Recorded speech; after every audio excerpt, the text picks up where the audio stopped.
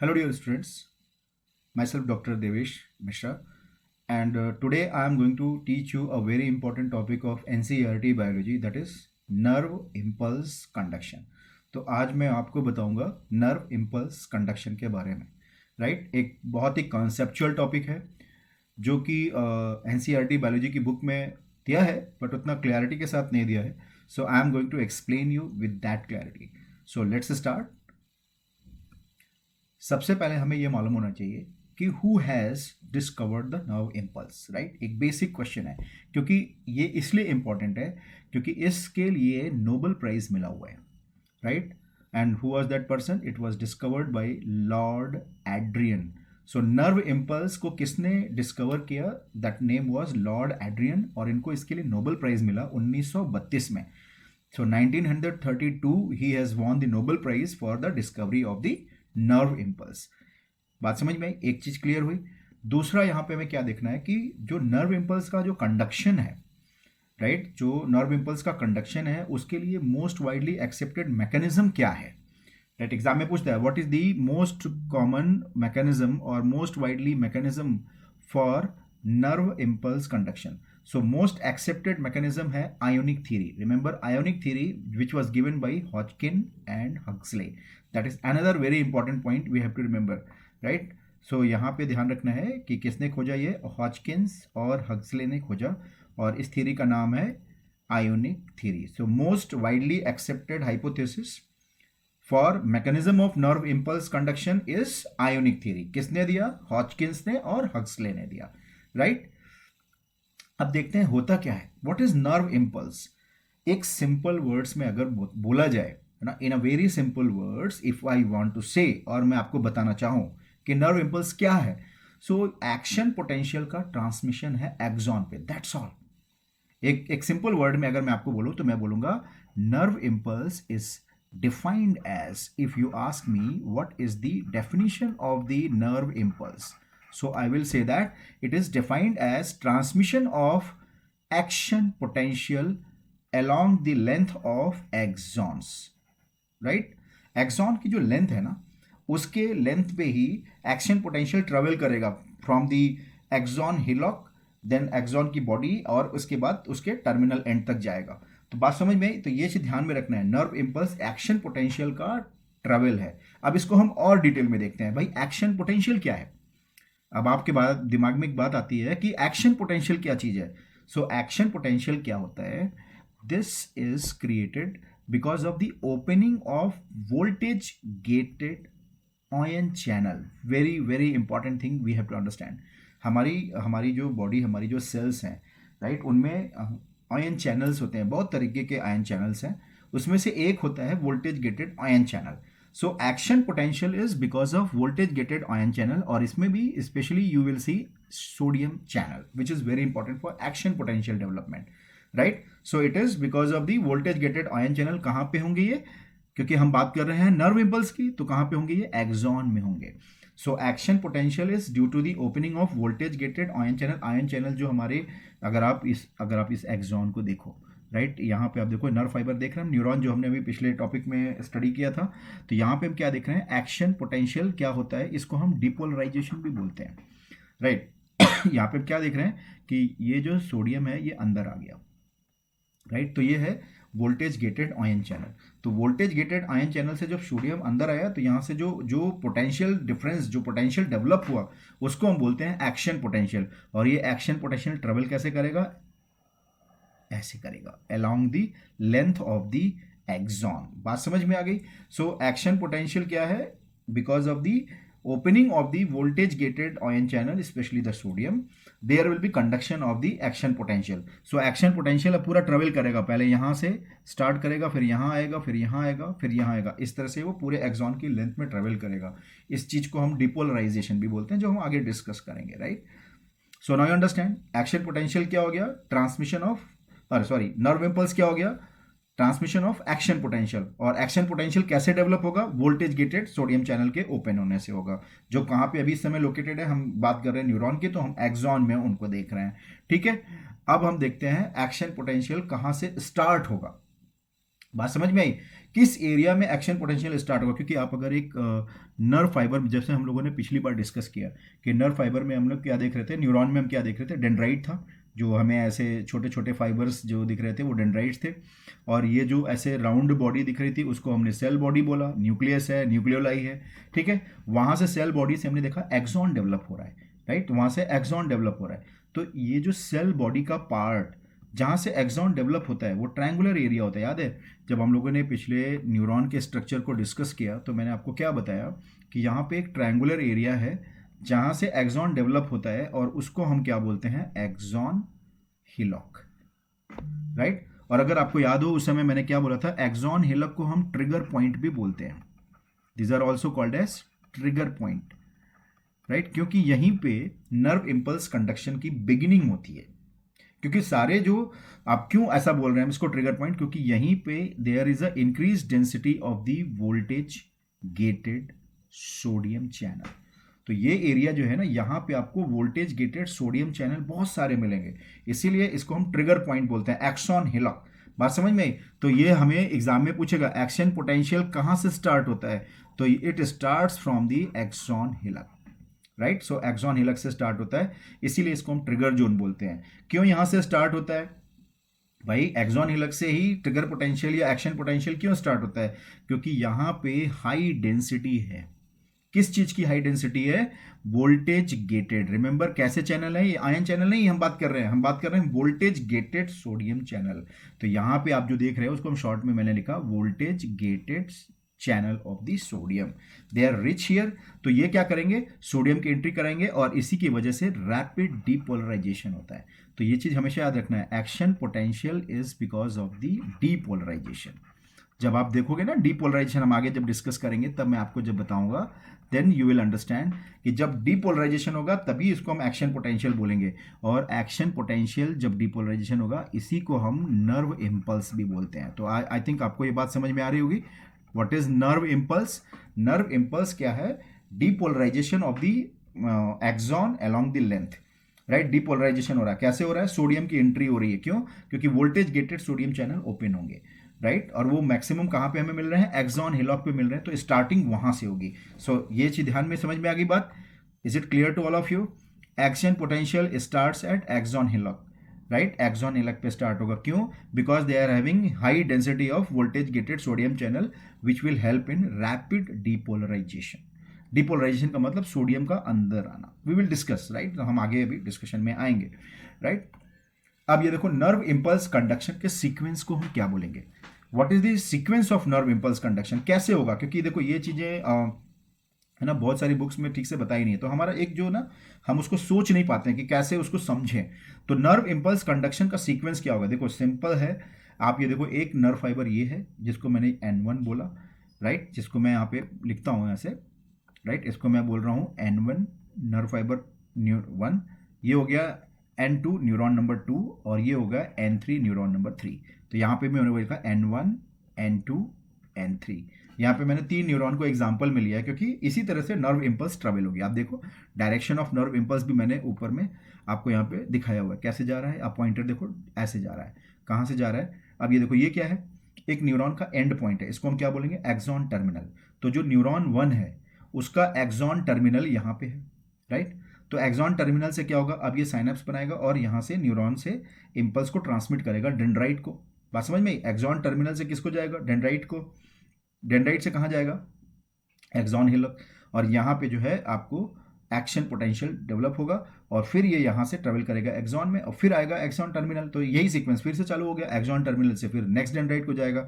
इसीलिए nerve impulse conduction का sequence क्या होगा? एक्सॉन टर्मिनल, उससे जाएगा डेंड्राइट को, एक्सॉन टर्मिनल से गया डेंड्राइट को, डेंड्राइट से जाएगा एक्सॉन हिलॉक को, उसके बाद क्या हुआ? एक्सॉन हिलॉक, और एक्सॉन हिलॉक से आया एक्सॉन टर्मिनल, फिर ये एक्सॉन को ट्रेवल करते करते टर्मिनल पे आ गया यानी साइनेप्स के पास आ गया और फिर नेक्स्ट डेंड्राइट पे चला गया। बात समझ में? तो इस तरह से हमें समझना है direction of nerve impulse. Clear? बात समझ में आ गई? अब देखो जैसा हमने आपको बोला कि यहाँ पे वोल्टेज गेटेड चैनल है, तो वोल्टेज गेटेड चैनल है या आयोनिक चैनल है, इनसे इनके होने से क्या होता है कि यहाँ पे मेम्ब्रेन पोटेंशियल डेवलप होता है। इसलिए सेल मेम्ब्रेन में आयन चैनल्स कौन कौन से इन्वॉल्व हैं नर्व कंडक्शन में, इनके बेसिक्स को समझना बहुत जरूरी है। तो सबसे पहले मैं आपको बताऊंगा सेल मेम्ब्रेन में आयन चैनल्स किस तरह के होते हैं. There are two main types of ion channel, right. Cell membrane में there are two main types of ion channel which are involve in nerve conduction. हम बात कर रहे हैं नर्व इंपल्स कंडक्शन की. तो नर्व इंपल्स कंडक्शन में एक हो गया leaky channel, right. Leaky channel होगा और दूसरा होगा गेटेड चैनल. तो आपको देखो नाम से ही पता चल रहा है लीकी चैनल का मतलब हमेशा वो लीक करता रहेगा, continuously, always open, right. So leaky channel are always open. और कौन है ये leaky channel? These are the sodium and potassium. तो सोडियम और पोटेशियम के जो है लीकी चैनल होते हैं. इसको सोडियम पोटेशियम पंप से कंफ्यूज मत करना, राइट. ये सिंपल है, ये पैसिव डिफ्यूजन के लिए होते हैं. ये लीकी चैनल क्या करेंगे? पैसिव डिफ्यूजन करेंगे, राइट. पैसिव डिफ्यूजन करेंगे कहां से कहां? जहां पे हायर कॉन्सेंट्रेशन होगा वहां से लोअर कॉन्सेंट्रेशन की तरफ. So higher to lower concentration में ये पैसिव डिफ्यूजन करेंगे. That is the feature of the leaky channel, right. तो एक हो गया लीकी चैनल जो हमेशा ओपन होगा, ऑलवेज ओपन. दूसरा हो गया गेटेड चैनल. गेटेड चैनल क्या है? देखो नाम से ही गेट. गेट क्या होगा? क्या हमेशा गेट खुला रहता है? क्या गेट हमेशा खुला रहता है? नहीं. गेट जब जरूरत होती है तब खोला जाता है, जब कोई आता है, जब कोई स्टिमुलस मिलता है. बात समझ में? तो यहां पे ये चीज याद रखना, गेटेड है यानी गेट है, वहां पे कोई गेट लगा हुआ है. वो गेट एक सर्टेन सिचुएशन में ही खुलेगा जब उसको कोई स्टिमुलाई मिलेगा. वो सिचुएशन यहाँ पे क्या है? वो स्टिमुलस है. कैसा स्टिमुलस हो सकता है? वो आपको वोल्टेज के फॉर्म में भी हो सकता है, वो केमिकल के फॉर्म में भी, कैल्शियम के जैसा भी हो सकता है, या मैकेनिकल हो सकता है, टच, प्रेशर, ये सब भी हो सकता है. बात समझ में आई?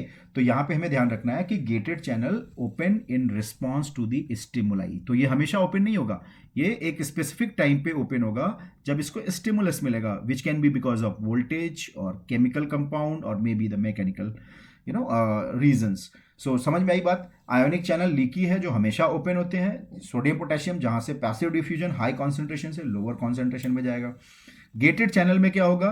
उनको जब स्टिमुलस मिलेगा तब वो ओपन होंगे, and that can be due to the voltage, chemical और मैकेनिकल स्टिमुलाई, राइट. अब यहां पे देखो गेटेड चैनल के बारे में भी, अब हम उनको जो है दो तरीके से डिवाइड करते हैं. गेटेड चैनल को भी हमने दो तरीके से डिवाइड किया, केमिकली गेटेड चैनल और दूसरा हो गया वोल्टेज गेटेड चैनल. तो यहाँ पे देखा दो तरीके से हमने इसको फिर से डिवाइड किया, इसीलिए ये कॉन्सेप्ट समझना बहुत जरूरी है. केमिकली गेटेड चैनल और दूसरा हो गया वोल्टेज गेटेड चैनल. बात समझ में? हमने क्या देखा? मेम्ब्रेन में जो आयोनिक चैनल है वो लीकी है और गेटेड है. गेटेड को हमने फिर से डिवाइड किया. हमने क्या देखा? एक हो गया केमिकल हो गया और दूसरा हो गया वोल्टेज गेटेड चैनल. अब जो केमिकल गेटेड चैनल है, नाम से देखो, नाम से ही पता चल रहा है कि इनके गेट को कौन ओपन करेगा? Chemical signal, right. जैसे कैल्शियम आया तो ये हमें कहां पे मिलेगा? या न्यूरोट्रांसमीटर आए तो ये सारे केमिकल कंपाउंड है, न्यूरोट्रांसमीटर, केमिकल, जो हम साइनैप्स पे देख रहे हैं, राइट. तो जो हम साइनैप्स पे देखते हैं ना, उनमें आपको केमिकली गेटेड चैनल मिलेंगे. जो आप साइनैप्स पे देखोगे ना, वहां पे आपको न्यूरोट्रांसमीटर है ना, तो जब भी आप न्यूरोट्रांसमीटर को देखोगे तो वहां पे आपको मिलेंगे केमिकली गेटेड चैनल्स. बात समझ में आई? तो they will respond to the chemical signal like a neurotransmitter, right. जैसे कि मैंने आपको एग्जांपल बताया, एक न्यूरोट्रांसमीटर एसिटाइल कोलाइन, या फिर वहां पे जो कैल्शियम वगैरह हैं वो भी हो सकते हैं. तो न्यूरोट्रांसमीटर वो केमिकल कंपाउंड है जो इसके गेट को ओपन करेगा. तो इनका इनका देखो, इनका क्या बेसिक महत्व है? What is the basic importance of the chemically gated channel? ये एक्शन पोटेंशियल नहीं जनरेट करेंगे. बात समझ में? ये एक्शन पोटेंशियल नहीं जनरेट करेंगे. They are not going to generate action potential, but when they will be collectively together, बहुत सारे जब जो ग्रेडेड पोटेंशियल बनाएंगे, ये क्या करेंगे? ग्रेडेड पोटेंशियल बनाएंगे, एक्शन पोटेंशियल नहीं बनाएंगे. They will generate graded potential. That is the importance of the chemically gated channel. जो केमिकली गेटेड चैनल है वो ग्रेडेड पोटेंशियल बना रहे हैं, एक्शन पोटेंशियल नहीं बना रहे हैं. यानी कि ये नर्व इंपल्स से डायरेक्टली कनेक्टेड नहीं है, इनडायरेक्टली है. इनडायरेक्टली क्यों मैं बोल रहा हूं? क्योंकि बहुत सारे जो ग्रेडेड पोटेंशियल होते हैं ना, जब कोई थ्रेशोल्ड से कम वाला है, बहुत सारे जब ग्रेडेड स्टिमुलाई मिलेंगे और वो जब मिल करके एक थ्रेशोल्ड को रीच करेंगे, तब वो एक्शन पोटेंशियल में कन्वर्ट होगा. बात समझ में? इसलिए इनका महत्व है. That is the importance. They are not going to produce nerve impulse. ये ग्रेडेड पोटेंशियल नर्व इंपल्स नहीं प्रोड्यूस करेंगे. बहुत सारे ग्रेडेड पोटेंशियल मिल करके एक्शन पोटेंशियल बनाएंगे और वो नर्व इंपल्स को प्रोड्यूस करेगा. बात समझ में आई? तो यहां पे नर्व इंपल्स कौन प्रोड्यूस करेगा? Voltage gated channel. बात समझ में आई? Voltage gated channel are more important for the nerve impulse protection. क्या करेंगे ये? इनको वोल्टेज गेटेड क्यों बोल रहे हैं? क्योंकि they will respond to the change in the membrane potential of the nerve fibre. तो जब सोडियम अंदर आएगा, पोटेशियम बाहर जाएगा, तो ये जो चीज़ें हो रही हैं नर्व फाइबर में, जो हम आगे डिस्कस करेंगे, उससे क्या होगा, जो सेल मेम्ब्रेन है जो न्यूरॉन या एक्सॉन के जो सेल मेम्ब्रेन है, वहां पे एक पोटेंशियल डिफरेंस क्रिएट होगा, और वो पोटेंशियल डिफरेंस क्या करेगा, इस एक्शन पोटेंशियल को जनरेट करेगा, यानी इस वोल्टेज गेटेड चैनल को ओपन करेगा और जो एक्शन पोटेंशियल को बनाने के में हेल्प करेगा। तो बात समझ में आ गई। Voltage gated channels they will respond to the change in the membrane potential and this will generate the action potential। तो यहां पे अगर देखो, अगर मैं आपसे क्वेश्चन पूछूं कि कौन सा gated channel is more important for the nerve impulse conduction, chemically gated या फिर वोल्टेज गेटेड, तो आपका जवाब क्या होना चाहिए, वोल्टेज गेटेड, क्योंकि मेम्ब्रेन पोटेंशियल इसको ओपन कर रहा है, right. So action potential is generated by voltage gated. बात समझ में हो गई, बात क्लियर हो गई। अब देखो यहां पे मैं आपको एक बेसिक सा कॉन्सेप्ट सिखाता हूँ। ये एक मैंने स्कीमेटिक डायग्राम बनाया, बहुत मेहनत से बनाया और बहुत ही क्लैरिटी के साथ है। इससे आपका जो कॉन्सेप्ट है बिल्कुल खुल जाएगा, राइट। आपको समझ में आएगा कि ये चैनल्स का कॉन्सेप्ट क्या है। मैंने आपको सेल दिखाया और सेल मेम्ब्रेन दिखाई। अब यहाँ पे देखो, आपको मैंने दो चीज़ों को मैंने मार्क किया हुआ है कि ये देखो, एक ये हो गया सोडियम चैनल, सोडियम है। सोडियम का कैसा चैनल है, ये लीकी चैनल है। आपको बताया मैंने ना, चैनल दो तरीके के थे, लीकी चैनल और वोल्टेज गेटेड चैनल, दो चीज थी जिसको हमें पढ़ना है नर्व इंपल्स कंडक्शन में। तो जब हम लीकी चैनल की बात कर रहे हैं, हमेशा खुला रहता है, और हमेशा खुला रहने से क्या होगा, सोडियम बाहर से अंदर आएगा, देख रहे हो, sodium from the extra cellular fluid बाहर से सेल के अंदर आ रहा है। तो यहाँ पे मैंने 2 सोडियम बनाया है और 3 पोटेशियम के लीकी चैनल बनाए, देख रहे हो, 3 पोटेशियम के लीकी चैनल है और 2 सोडियम के बनाए हुए हैं। पोटेशियम क्या हो रहा है, वो अंदर है ज्यादा, साइटोप्लाज्म में है, और साइटोप्लाज्म से वो बाहर जा रहा है। सोडियम अंदर आ रहा है, sodium is coming inside in flux, potassium is going outside if flux, right. तो अब यहाँ पे हम क्या देखें, ये लीकी चैनल है, ये हमेशा खुला रहेगा। इसके बाद आप देखो, ये गेटेड चैनल है, गेटेड वोल्टेज गेटेड चैनल, जो मेम्ब्रेन पोटेंशियल को रिस्पॉन्स करेंगे, open to the change in membrane potential. जब मेम्ब्रेन पोटेंशियल चेंज होगा नॉर्मल कंडीशन में, यानी जब रेस्ट में है, जब नर्व इंपल्स कंडक्शन नहीं हो रहा है और एक्सॉन रेस्ट में है, तो आप देखो सोडियम, ये VGC मैंने शॉर्ट में लिखा है, इसका मतलब है वोल्टेज गेटेड चैनल। सोडियम का वोल्टेज गेटेड चैनल है और ये पोटेशियम का वोल्टेज गेटेड चैनल है। तो आप क्या देख रहे हो, सोडियम का जो वोल्टेज गेटेड चैनल है वो कैसा है, यहाँ पे देख रहे हो, ये बंद है, राइट। तो यहाँ पे गेट है, इसने क्लोज कर रखा है, गेट ने इसको क्लोज कर रखा है, कोई एंट्री नहीं है, नॉर्मल है, no entry for the sodium. कोई एग्जिट होगी पोटेशियम की, नहीं, ये भी दोनों बंद है, दोनों क्लोज हैं। इसका मतलब क्या है, ये रेस्टिंग है, ये रेस्ट कर रही है नर्व, और ये एक्सॉन रेस्टिंग स्टेज में है। तो these are the voltage gated channel, ठीक है। बात समझ में आई। लीकी चैनल हो गए, लीकी चैनल हो गए और वोल्टेज गेटेड चैनल हो गए। इसमें देखो एक चीज मैं आगे भी समझाऊंगा आपको। मैं ये डायग्राम जो मैंने बोला कि मैंने बड़ी मेहनत से बनाया और सोच के बनाया है। इसको आप देखो, सोडियम के मैंने सिर्फ 2 ही लीकी चैनल बनाए हैं, जबकि पोटेशियम के मैंने 3 लीकी चैनल बनाए।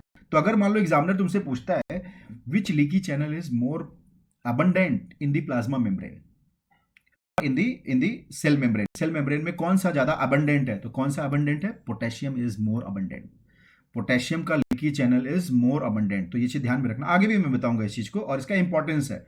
It is having one connection, ये चीज आपको कॉन्सेप्ट को क्लियर करेगा जब हम इसको हम आगे जब पढ़ेंगे, राइट। तो यहां पे याद रखना है कि potassium is more, sodium is less, leaky channel के मामले में।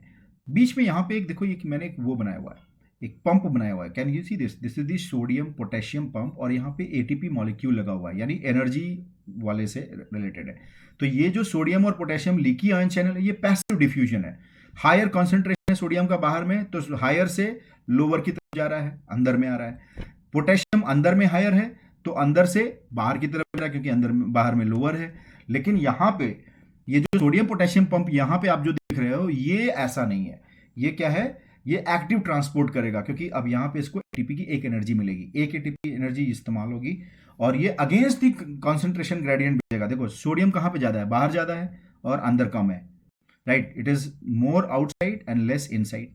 तो ये सोडियम पोटेशियम पंप क्या कर रहा है, नॉर्मली अगर आप पैसिव डिफ्यूजन में देख रहे हो, सोडियम ज्यादा से अंदर की तरफ आ रहा है ना, मोर टू लेस की साइड में आ रहा है, This sodium potassium pump is pushing them sodium towards the more sodium side, यानी अगेंस्ट द कंसंट्रेशन ग्रेडियंट में भेज रहा है, तो यानी इसको एनर्जी चाहिए, बात समझ में आई? So now this sodium potassium pump will be using ATP energy to throw 3 sodium outside, right, 3 sodium outside against the concentration gradient. देखा कंसंट्रेशन ग्रेडियंट क्या है, बाहर ये ज्यादा है, अंदर ये सोडियम का है, तो कायदे से सोडियम अंदर आना चाहिए, लेकिन यहाँ कहाँ जा रहा है, बाहर जा रहा है। क्यों जा रहा है? क्योंकि इसको एनर्जी मिल रही है पोटेशियम की, तो इसीलिए हम इसको क्या बोलते हैं, sodium potassium pump is not ionic channel, it is a active transport channel या पंप बोलते हैं। तो ये क्या करेगा, 3 सोडियम को बाहर भेजेगा और साथ में 2 पोटेशियम। देखो पोटेशियम का भी वही हाल है, पोटेशियम अंदर ज्यादा है, लेकिन ये फिर भी पोटेशियम को अंदर भेज रहा है क्योंकि यहाँ पे एनर्जी इस्तेमाल हो रही है। तो ये चीज ध्यान रखना है, ये सोडियम पोटेशियम पंप है, sodium potassium pump. Sodium 3 sodium outside for every 2 potassium side, तो 2 पोटेशियम अंदर आएगा और उसके बदले में 3 सोडियम बाहर जाएगा, तो that is the sodium potassium pump. तो हम 3 चैनल यहां पे देख रहे हैं, एक लीकी चैनल हो गया, एक सोडियम पोटेशियम पंप हो गया, और एक हो गया वोल्टेज गेटेड चैनल। ये हमारा बेसिक कॉन्सेप्ट अब क्लियर हो गया मेम्ब्रेन का, कि सेल मेम्ब्रेन में आयोनिक चैनल है, वोल्टेज गेटेड चैनल है, और साथ में हमने एक नई चीज पढ़ी, that is the sodium potassium pump, right. अब हम देखते हैं अगला, राइट। अब ये देखो, what are the stages of the nerve impulse conduction, right. अब यहाँ पे हम देखेंगे what are the stages of the nerve impulse transmission और नर्व इंपल्स कंडक्शन, क्योंकि ये बहुत इंपॉर्टेंट है। बहुत सारे बच्चों को नहीं मालूम होता है कि what are the total stages, क्या क्या है, क्या क्या चीजें यहाँ पे हो रही हैं। तो यहाँ पे ध्यान रखना, सबसे पहले होगा पोलराइजेशन, राइट। पोलराइजेशन में क्या होगा कि ये रेस्टिंग वाला है, यहाँ पे कुछ नहीं हो रहा है, यहाँ पे न्यूरॉन या जो नर्व है वो रेस्ट पीरियड में है, सोडियम बाहर है, पोटेशियम अंदर है, लेकिन एक मेम्ब्रेन पोटेंशियल उन्होंने मेंटेन कर रखा है, इसको हम बोलेंगे रेस्टिंग मेम्ब्रेन पोटेंशियल। तो यहाँ पे पोलराइजेशन में वो अभी भी नर्व कंडक्शन को स्टार्ट नहीं किया, अभी वो रेस्ट में, कोई भी इंपल्स कंडक्शन नहीं हो रहा है। फिर आएगा डिपोलराइजेशन। डिपोलराइजेशन में सोडियम अंदर आएगा और ये क्या करेगा, यहाँ पे एक मेम्ब्रेन पोटेंशियल को डेवलप कराएगा, यानी एक्शन पोटेंशियल बनाएगा। तो ये चीज ध्यान में रखना है कि action potential, right, action potential कौन बनाएगा, डीपोलराइजेशन। सो डीपोलराइजेशन से आपको एक्शन पोटेंशियल मिलेगा, तो ये चीज ध्यान में रखना है, कौन बनाएगा, depolarization will form the action potential. जैसा मैंने आपको शुरू में भी बोला था कि action potential is equal to nerve impulse and depolarization, it is the depolarization which is running across the length of axon, right। तो अब देखो, पोलराइजेशन का मतलब रेस्ट में हुआ, अब डिपोलराइजेशन का मतलब नर्व इंपल्स कंडक्ट किया, नर्व इंपल्स कंडक्ट करने के बाद उसको वापस उसी फेज में आना पड़ेगा, so there will be third stage called as repolarization, right. Repolarization के बाद इसको फिर क्या होगा, जब ये रीपोलराइज हो रहा होगा ना, ड्यूरिंग रीपोलराइजेशन सोडियम जो होगा वो चैनल बंद हो जाएगा, पोटेशियम निकलेगा, और एक एक छोटा सा पीरियड होगा, एक शॉर्ट पीरियड, एक ब्रीफ पीरियड होगा जहां पे सेकंड स्टिमुलाई नहीं आएगी। बात समझ में आई? क्योंकि first stimulus is going on, so second stimuli is not allowed to come, and this period is called as refractory period. एक सिंपल वर्ड में बोला जाए, रेजिस्टेंट टू अनदर स्टिमुलाई और resistant to the second stimuli. So resistance to the second stimuli is called as refractory period, यानी इस period में neuron या axon अपने आप को प्रिपेयर करता है कि दूसरी वाली आने वाली है, तो अपने सोडियम पोटेशियम को बाहर से अच्छे से बना लिया जाए, क्योंकि क्या होता है, बैलेंस गड़बड़ हो चुका होता है। डिपोलराइजेशन और रिपोलराइजेशन में सोडियम थोड़ा ज़्यादा रह जाता है और पोटेशियम थोड़ा अंदर में ज़्यादा रह जाता है, तो उसको बैलेंस लाने के लिए एक रिफ्रैक्टरी पीरियड होता है जहाँ पे वो उसको मेंटेन करता है कि भाई सेकेंड जब दूसरा वेव आएगा तो एटलीस्ट सारे आयन चैनल प्रॉपर वे में जैसे वो नॉर्मली होते हैं उस तरह से ऑर्गेनाइज हो जाए। So that is why refractory period is required. Last में फिर क्या होगा, एक बार जब एक्सॉन, जैसा मैंने आपको शुरू में बोला, ट्रेवल करेगा तो टर्मिनल पे आएगा और इसके बाद नेक्स्ट न्यूरॉन को ट्रांसमिट होगा, उसको हम क्या बोलेंगे, टर्मिनल से नेक्स्ट न्यूरॉन पे ट्रांसमिशन को साइनैप्स बोलेंगे, जिसको हम अगले डिस्कशन में इसको हम डिटेल पढ़ेंगे। तो ये चीज हमें 5 चीजें याद रखनी है। There are 5 stages of nerve impulse transmission. पहला पोलराइजेशन, रेस्टिंग मेम्ब्रेन। दूसरा depolarization, where action potential will be generated. Third, resting में फिर से आएगा तो रीपोलराइजेशन, यानी फिर से वापस उसको पोलराइज किया गया, repolarization. During repolarization you will see after that there is a refractory period, no stimulus in this period, right, and then they will be going to the second neuron, after that everything will be right, and again second stimulus will start. So same sequence, polarization, depolarization, repolarization, and refractory period and synapse. Clear? अब हम एक एक करके देखते हैं इनके बारे में। पोलराइजेशन क्या है, राइट? जैसा मैंने आपको बोला, व्हाट इज पोलराइजेशन? मेम्ब्रेन क्या है, यहाँ पे चार्ज है, क्योंकि देखो सोडियम पोटेशियम आयन है, ज़्यादा पॉजिटिव आयन बाहर है, लेस पॉजिटिव आयन अंदर है। इसके कारण क्या होता है, एक एक जो है पोटेंशियल डिफरेंस, एक वोल्टेज क्रिएट हो जाता है, जिसको हम क्या बोलते हैं, चार्ज है, राइट? मेम्ब्रेन चार्ज है लेकिन नर्व इंपल्स नहीं कंडक्ट कर रहा है। तो हमें क्या देखना है, membrane is charge but there is no conduction of the nerve impulse. तो मेम्ब्रेन यहाँ पे चार्ज है बट नर्व इंपल्स कंडक्शन यहाँ पे नहीं होगा। तो ये हमेशा याद रखना है, पोलराइजेशन में membrane is charge but there is no nerve impulse conduction. और ऐसी सिचुएशन में हम इसको क्या बोलेंगे, रेस्टिंग है, रेस्ट कर रहा है ना। तो रेस्ट करते समय में जब न्यूरॉन रेस्ट कर रहा है तो उस समय में उसका मेम्ब्रेन पोटेंशियल कितना होता है, बात समझ में आई? जब वो चार्ज है, कंडक्ट नहीं कर रहा है कुछ भी, ऐसे को हम बोलेंगे resting membrane potential, and this is -70 milli volts. Please remember this is important MCQ also. So resting membrane potential of any neuron is minus. Minus क्यों है? क्योंकि अंदर में निगेटिविटी ज्यादा है ना। जो न्यूरॉन का साइटोप्लाज्म है, अंदर में ज्यादा निगेटिविटी है, बाहर में ज्यादा पॉजिटिव है, अंदर में लेस पॉजिटिव है। That is the meaning. So इसलिए हम इसको क्या बोलते हैं, -70 मिली वोल्ट्स है, राइट? अब रेस्टिंग मेम्ब्रेन पोटेंशियल जैसे मैंने आपको बोला क्या है, -70 मिली वोल्ट। क्या है ये? वोल्टेज है। वोल्टेज कहाँ पे है? Across the cell membrane. जैसे मैंने आपको बोला, सेल मेम्ब्रेन में बाहर पॉजिटिव है, अंदर में नेगेटिव है। So this voltage has been created across the cell membrane because of this ionic changes. So अब ये रेस्टिंग स्टेट में है, इसीलिए इसको हम क्या बोल रहे हैं, रेस्टिंग मेम्ब्रेन पोटेंशियल। और यहाँ पे क्या खास बात है, there is no nerve impulse conduction. बात समझ में आई? आरएमपी, इसको हम शॉर्ट में आरएमपी भी बोलेंगे।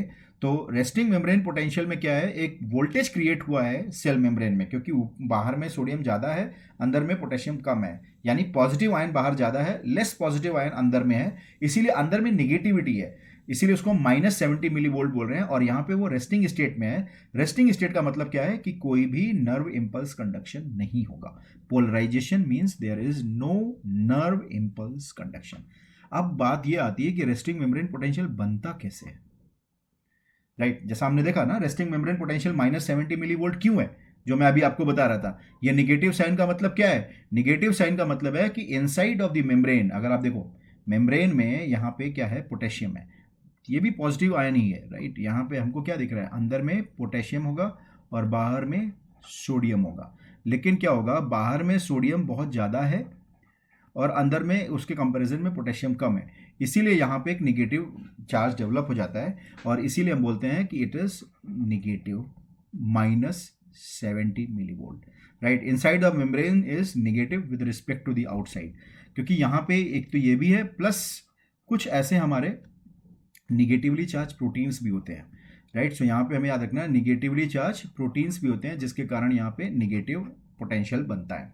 बात समझ में आई? तो रेस्टिंग मेम्ब्रेन पोटेंशियल जो मैंने आपको बोला बहुत इंपॉर्टेंट है, कितना होता है, -70 मिली वोल्ट। माइनस का मतलब क्या है, inside of the membrane is negative with respect to the outside. क्यों? क्योंकि यहाँ पे positive ion comparison to the outside is less, number one. दूसरा, साइटोप्लाज्म में निगेटिव प्रोटीन्स भी बहुत सारे होते हैं, इसीलिए निगेटिविटी अंदर में रहेगी। तो -70 मिली वोल्ट रेस्टिंग में रहेगा। ये देखना, रेस्ट में है, अभी कोई भी नर्व इंपल्स कंडक्शन नहीं हो रहा है, राइट? अब यहां पे बात आती है कि भाई ये नर्व इंपल्स में ये जो -70 मिली वोल्ट है, बना कौन रहा है? बात समझ में आई? यानी कि ये जो रेस्टिंग मेम्ब्रेन पोटेंशियल है, ये जो रेस्टिंग मेम्ब्रेन पोटेंशियल है -70 millivolt, who is responsible? ये जो मोर निगेटिव है, कौन कर रहा है? ये अंदर में इतनी निगेटिविटी कहां से आ रही है? Who is responsible for this more negative inside the membrane? So remember there are 3 things. अब यहां से कॉन्सेप्ट की शुरुआत होती है, जो हम लोगों ने अभी मेम्ब्रेन में पढ़ा, देखो उसी का अब कंटिन्यूएशन है। सोडियम पोटेशियम पंप है, number 1 reason. Second is membrane permeability is increased. Remember, increased membrane permeability to the potassium is the reason for resting membrane potential. Exam में पूछता है resting membrane potential के लिए what is the most important reason? Resting membrane potential के लिए what is important? Sodium या potassium? सो याद रखना है increased membrane permeability to the potassium. Exam में ये पूछता है, राइट? सो ये चीज ध्यान रखना, इसलिए मैंने यहाँ पे क्वेश्चन लिख दिया है, PYQ है। सो यहाँ पे ध्यान रखना है, increase membrane permeability to the potassium will be the reason for polarisation. Polarisation ही तो है ना रेस्टिंग मेम्ब्रेन पोटेंशियल। तो रेस्टिंग मेम्ब्रेन पोटेंशियल में क्या है, membrane permeability is more to the potassium, so ये भी एक रीजन है। तीसरा रीजन क्या है कि साइटोप्लाज्म में नेगेटिवली चार्ज प्रोटीन, जैसा मैंने अभी आपको थोड़ी देर पहले बोला, नेगेटिवली चार्ज प्रोटीन, तो तीन चीजें हैं. Resting membrane potential is more negative, they are more negative inside. Why? Because of three reason. Number one, sodium potassium pump. Number two, increased membrane permeability to the potassium ion. And number three is negatively charged proteins inside the cytoplasm. अब इन तीनों को हम एक एक करके देखते हैं कि कैसे क्या होता है. अब ये देखो, सोडियम पोटेशियम पंप है. सोडियम पोटेशियम पंप क्या करेगा? It will pump out. देखो वहां पे उसके पास एटीपी है, एटीपी को इस्तेमाल करेगा, एनर्जी को इस्तेमाल करेगा, ही विल यूटिलाइज एनर्जी.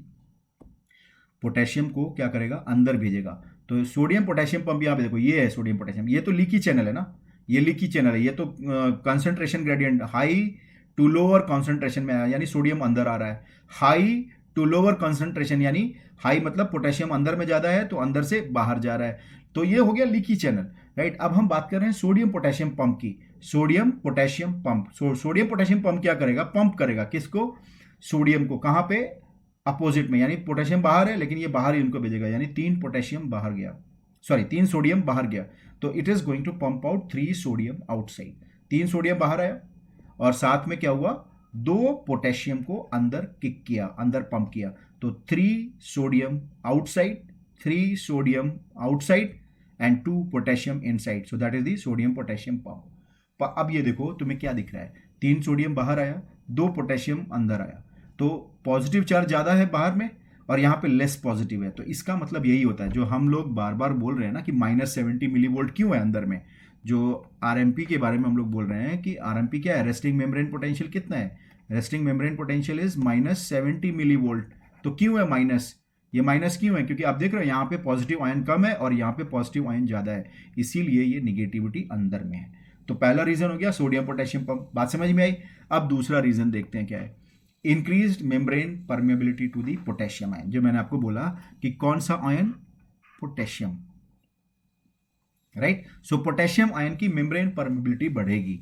तो इसमें क्या होता है? देखो अब देखो, मैं अब फिर वही बात करता हूं कि जो मैंने आपको शुरू में अभी बताई थी कि जब आप इस डायग्राम को देखो जो मैंने बहुत मेहनत से बनाया है, राइट. अगर आप यहां पे देखो सोडियम कैसा है? सोडियम आपके पास 2 आयोनिक चैनल दिख रहे हैं, 2 लीकी चैनल है सोडियम के, 1 और 2, मैंने जो 2 बनाए हैं. और पोटेशियम के कितने बनाए? मैंने 3 बनाए हैं मेम्ब्रेन में. और ये सोडियम पोटेशियम पंप हो गया, इसको अभी इग्नोर करो, अभी हम इन दोनों पे फोकस करेंगे जो लीकी चैनल है. तो एक बात बताओ, मेम्ब्रेन में आपको कौन सा ज्यादा दिख रहा है? सोडियम का लीकी चैनल ज्यादा है या पोटेशियम का लीकी चैनल? 1 2 3, और ये 2 ही नंबर में बने हुए हैं. बात समझ में आई? इसका लॉजिक है, इसको बनाने के पीछे एक रीजन है. ये ऐसा ब्यूटिफिकेशन करने के लिए नहीं बनाया, समझाने के लिए बनाया कि मेम्ब्रेन में number of potassium leaky channel is more number of potassium leaky channel. So अगर आप देखो potassium leaky channel is more than the sodium leaky channel. तो इससे क्या होगा? अगर मान लो पोटेशियम ज्यादा है तो लीक आउटसाइड कौन ज्यादा करेगा? पोटेशियम करेगा.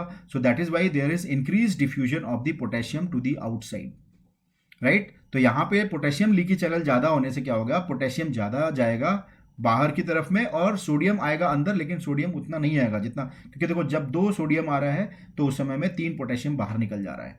तो यहां पे भी क्या होगा? हमें पोटेशियम का एग्जिट ज्यादा मिलेगा in comparison to the sodium. क्यों?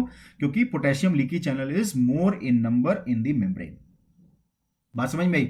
इससे क्या होगा? अगर मान लो पोटेशियम बाहर जा रहा है, पोटेशियम बाहर ज्यादा पोटेशियम बाहर जा रहा है और कम सोडियम अंदर आ रहा है, तो इससे क्या हो रहा है? यानी पॉजिटिव आयन बाहर चला गया, पॉजिटिव आयन बाहर चला गया और बहुत कम पॉजिटिव आयन अंदर रहा, क्योंकि जहां 3 बाहर चला गया वहां 2 ही अंदर आ रहा है.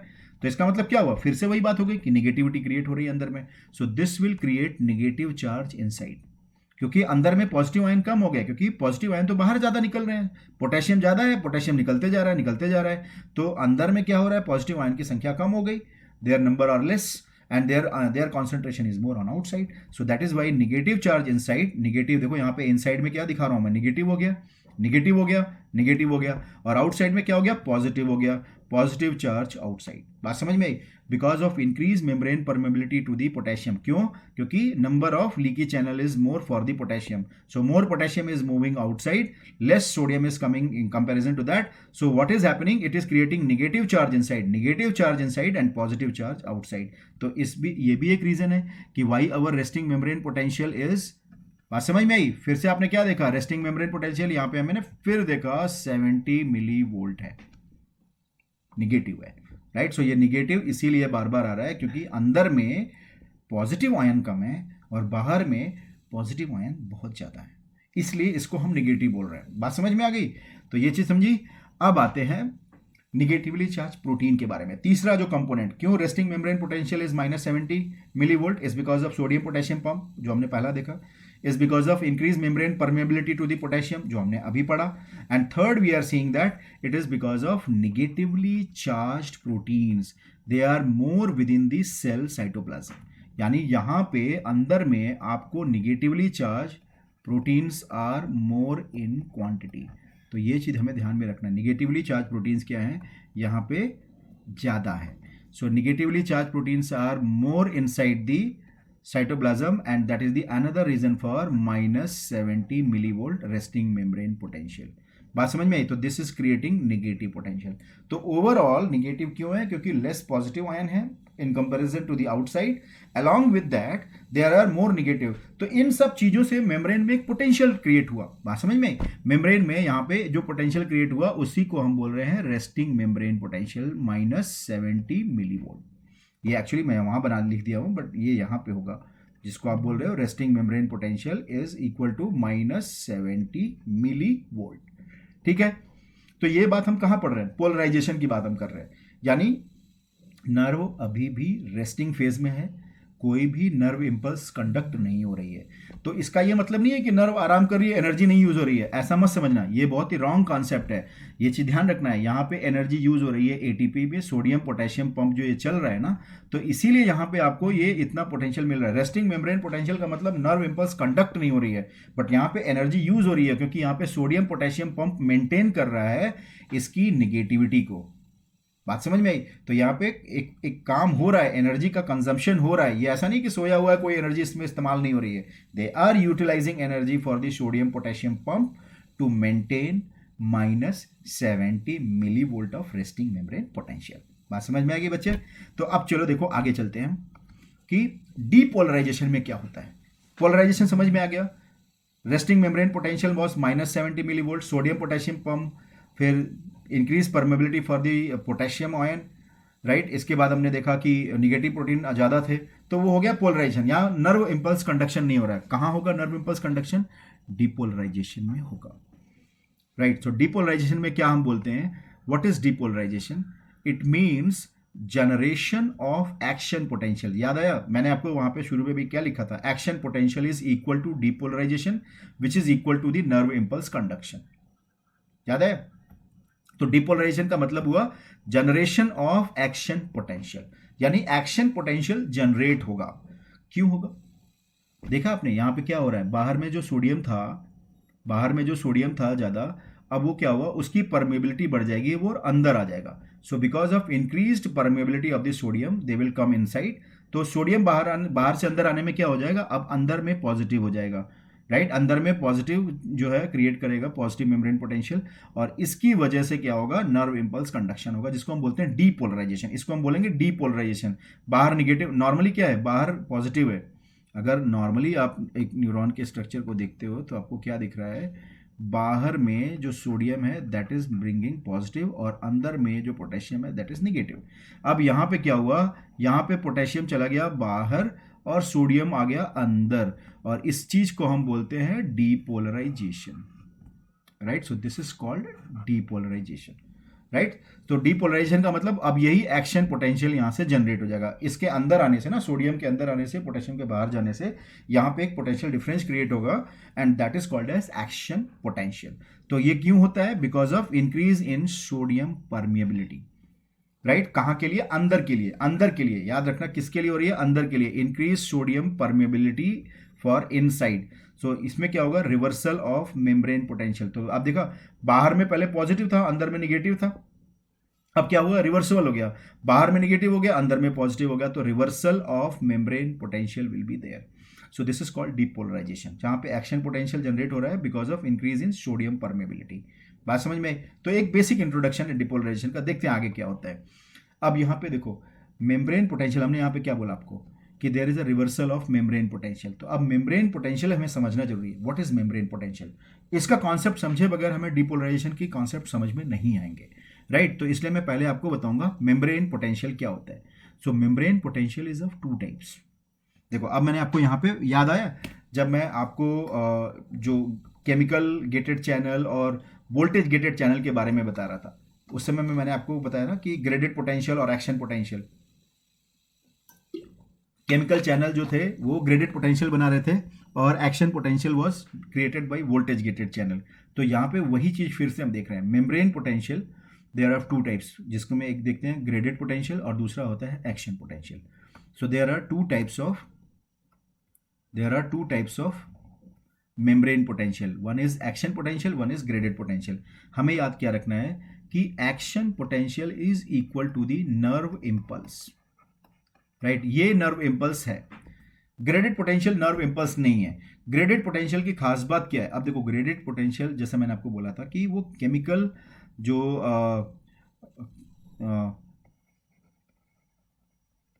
जो केमिकल गेटेड चैनल थे, याद है केमिकल गेटेड चैनल, उनसे जो है आपको ग्रेडेड पोटेंशियल मिलेंगे, यानी जो न्यूरोट्रांसमीटर आएगा वहाँ पे, यानी कि ये हमें कहाँ मिल सकते हैं, हमें डेंड्राइट पे मिल सकते हैं, एक्सॉन के टर्मिनल पे मिल सकते हैं, लेकिन जो एक्सॉन हिलक के पास आपको मिल रहा है वहाँ पे ये नहीं मिलेंगे, क्योंकि क्या होता है दे आर शॉर्ट लिव्ड, बहुत थोड़े समय के लिए, क्योंकि वो जो न्यूरोट्रांसमीटर है वो खत्म हो जाएगा, क्योंकि न्यूरॉन अगर आप जब साइनप्स में पढ़ेंगे तो वहाँ पे एंजाइम्स होते हैं जो ट्रांसमीटर को डाइजेस्ट कर देंगे, इसलिए वहाँ से आगे बढ़ेंगे नहीं, राइट। तो यूजुअली मैं एक यूजुअली बात बता रहा हूँ, तो ग्रेडेड पोटेंशियल इसीलिए हम क्या बोलते हैं, दे आर शॉर्ट लिव्ड। तो हमेशा याद रखना है कि क्या डिफरेंस है ग्रेडेड पोटेंशियल और शॉर्ट लिव्ड। शॉर्ट लिव्ड क्यों है, क्योंकि जैसे जैसे वो बढ़ेंगे तो they will decrease with the distance, जैसे जैसे वो आएंगे डेंड्राइट के साइड में तो कम होना शुरू हो जाएंगे और एक्सॉन हिलक तक आते आते नियरली वो खत्म हो जाएंगे, तो decreases with the distance. And magnitude of the graded potential is directly proportional to the strength of the stimulus. ये चीज बहुत इंपॉर्टेंट है, जितना, क्योंकि ये चीज आपको एक्शन पोटेंशियल में नहीं मिलेगी। एक्शन पोटेंशियल में क्या होगा, ऑल और नन रूल होगा, ऑल और नन प्रिंसिपल, मतलब एक थ्रेशोल्ड पोटेंशियल पहुंच गया तो action potential will be generated और वो नर्व इंपल्स को बनाएगा ही बनाएगा। इसके बाद आप चाहे उसको कितना भी मर्जी स्टिमुलाई ज्यादा दे दो, उसका अपना चलता रहेगा। लेकिन यहां पे ऐसा नहीं है, आप जितना ज्यादा स्टिमुलस स्ट्रेंथ का रखोगे उतना ही ज्यादा मैग्नीट्यूड होगा। बात समझ में जितना ज्यादा स्ट्रेंथ उतना ज्यादा मैग्नीट्यूड। कहने का मतलब अगर उसकी स्ट्रेंथ बहुत ज्यादा है तो वो क्या करेगा, साइनेप्टिक क्लेफ्ट से निकल करके डेंड्राइट में आ करके वो जा करके वोल्टेज गेटेड चैनल को भी अफेक्ट करेगा, यानी ओपन कर सकता है। तो इसीलिए हम क्या बोलते हैं, ग्रेडेड पोटेंशियल का क्या सिग्निफिकेंस है, even though they are short lived they will decrease with the distance, but this property that magnitude of the graded potential is directly proportional to the strength of the stimulus. अगर हम strength of the stimulus बढ़ाते हैं तो they can be essential to initiate action potential. बात समझ में?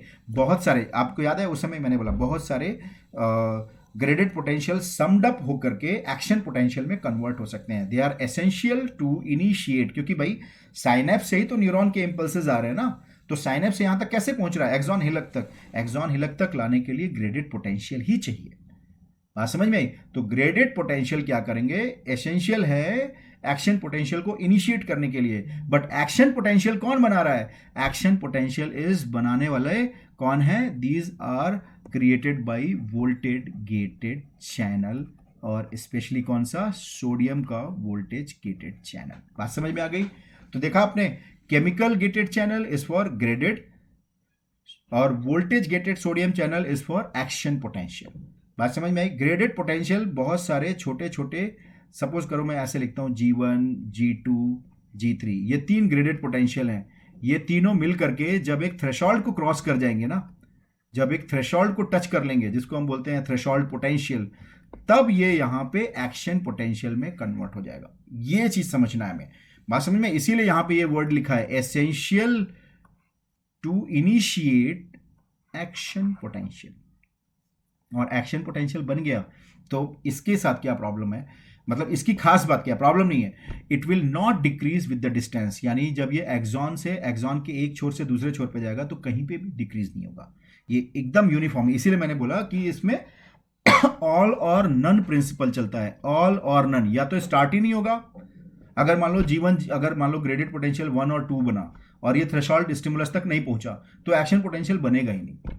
लेकिन अगर एक बार G3 आ गया और एक्शन पोटेंशियल बन गया तो वो खत्म नहीं होगा। सो वंस, इसीलिए बोला जा रहा है कि once a threshold potential has been achieved, action potential will be generated and conducted along the length of axon. बात समझ में? सो ग्रेडेड पोटेंशियल, देखो नाम से ग्रेडेड, डिग्रेड हो जाएगा, राइट? एक्शन में रहेगा, कभी खत्म नहीं होगा, एक्सॉन से चलेगा और अंत तक जाएगा जब तक अपना काम पूरा नहीं कर लेगा। बात समझ में आ गई?